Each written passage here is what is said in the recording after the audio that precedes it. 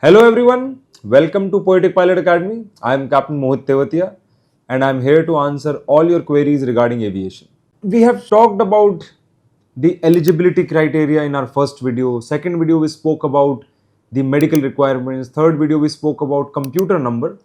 Now we're going to talk about DGCA subjects and their examinations. The training part is divided into two parts. First part is ground studies and ground written examination. Second part is flight training.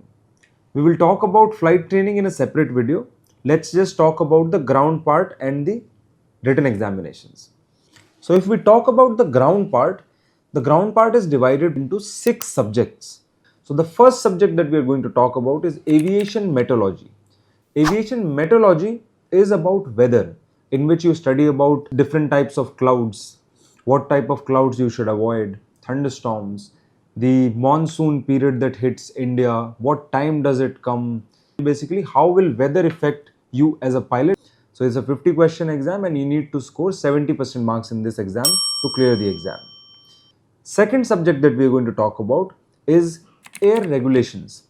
As the name says, regulations, so basically in this you study about all the laws of the air, that how a pilot can fly from point A to point B by following all the regulations, that what altitude should you fly, or what are the different laws that a pilot has to follow in order to keep the passengers safe, what all actions can he take. In air regulation you also study about human factors. Human factors include if there is lack of oxygen, what happens, if there is excess of oxygen, what happens, a different type of illusions. So there's a lot that is covered in air regulation.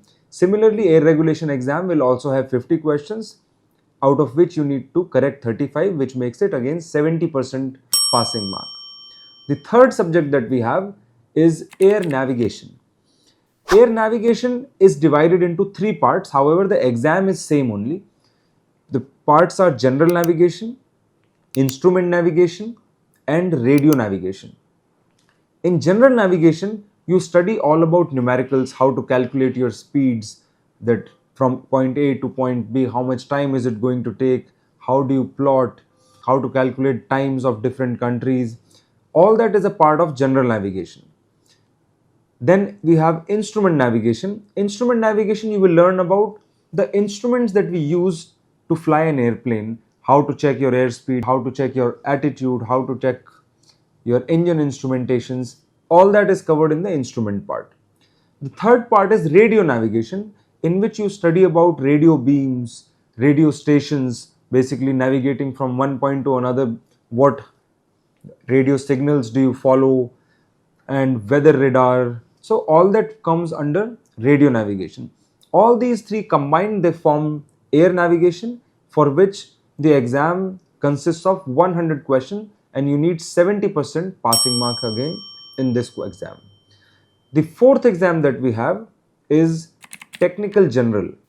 Technical general is further divided again same into 2-3 parts, in which one is engines, jet engines and piston engine, in which you study about all the engines, how an engine is designed, how power is created from that engine, thrust is created, all that. Then you have principle of flight in technical only. Principle of flight, you will study about different forces that are acting on an airplane, how does an airplane fly. And the third part, in which you study about aircraft systems, basically pressurization system, cooling system, hydraulic system, all that. So all this combined makes technical general, which is again a 100 mark exam, out of which you need 70% to pass this particular exam. The fifth exam that we have is technical specific. As the name says, specific, this exam is specifically for a particular aircraft. There are a lot of multiple variants on which you will be doing your practical flight training that I was talking about. So you could be doing it on a Cessna 172, you could be doing it on a Diamond, you could be doing on Technam. So depending on which flight school you choose to do your flight training, this exam is only for that specific aircraft. This exam comparatively to other exam is very easy. All these 5 exams are conducted by DGCA, Directorate General of Civil Aviation. 70% is the pass mark. There is 6th exam also, we will talk about that as well. Let's just talk about these 5 exams first. So these exams happen every month, every 3 months. There will be no limit to the number of people who can apply for these exams. And they will happen approximately 15 to 16 places all over the country. The fees for this exam will be 2,500 per exam. This is called a regular attempt exam. Apart from this, on-demand exam will happen. On-demand will have a limited number of seats. So for example, all over the country, only 5 places will conduct these exams and there are 1,000 seats only. So only a limited number of candidates will be allowed to sit in these exams, and the fees per exam will also be double. So basically 5,000 per exam. So Jan, Feb, these exams will happen on demand. So March, regular exam will take place. April, May, there will be on demand exams. Then June, regular attempt exam. So it keeps on going like that throughout the year. There is no limit to how many times you can write these exams. So for example, you try to write 4 exams in one attempt and you cleared only 2.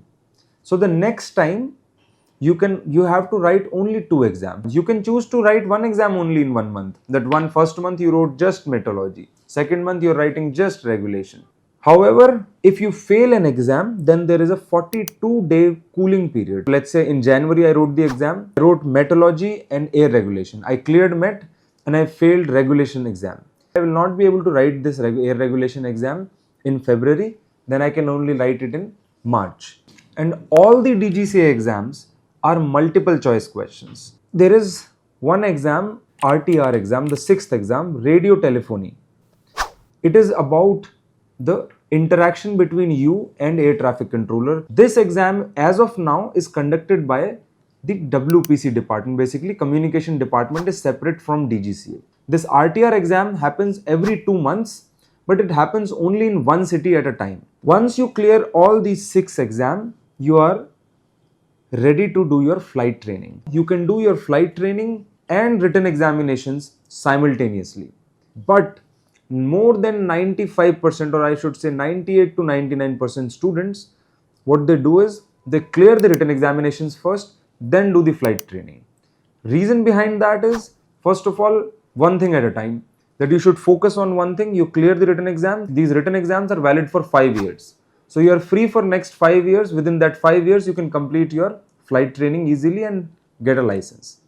Parents also feel confident that once the student has cleared all these written examinations, they can invest the amount that they wanted to spend. That is a big amount that they're going to spend. So they get that confidence that my son or daughter have cleared the written examination, we can spend this amount on him or her.